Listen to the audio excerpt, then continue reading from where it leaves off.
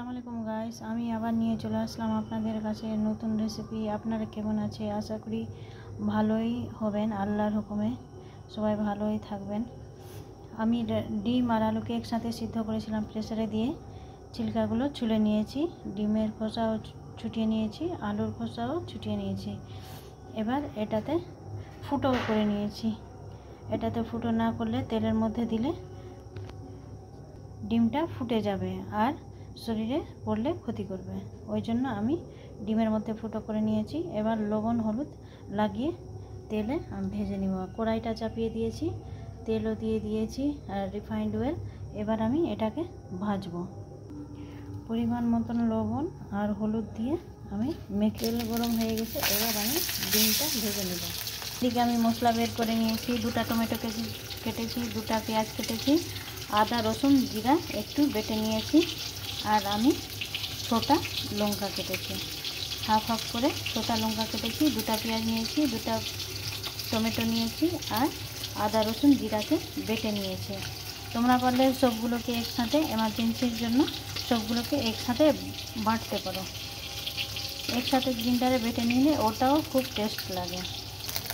ডিমগুলো ভাজা হয়ে গেছে, এবার তুলে নিব। ভালো করে ভাজা হয়ে গেছে। এবার আমি ভাজবো আলুটা, লাল করে ভেজে নেব। লবণ হলুদ লাগিয়ে নিয়েছি, এবার আলুকে আমি ভেজে নেব। আলু ভাজা হয়ে গেছে, এবার আমি আলুটাও বের করে নেব। আলু ভাজা হয়ে গেছে, এবার একটুখানি তেল আছে, ওটাতে আমি দিয়ে দিব গোটা জিরা। আর আমি তেল দিব না, এটাতেই হয়ে যাবে আমার। এবার সবগুলো মশলাপাতিকে একসাথে এবার আমি পরিমাণ মতন লবণ দিয়ে ভাজবো। লবণ হলুদ দিয়ে ঢেকে ঢেকে আমি এটাকে ভাজবো।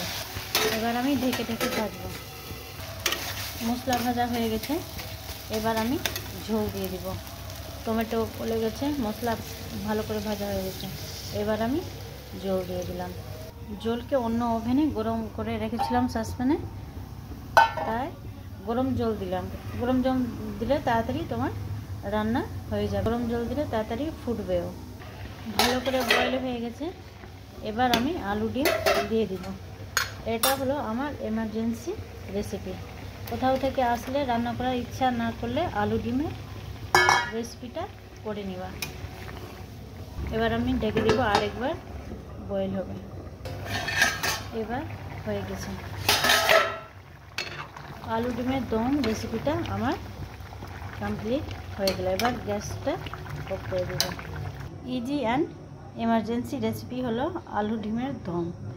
এই রেসিপিটা ফলো করে রান্নাটা করবা।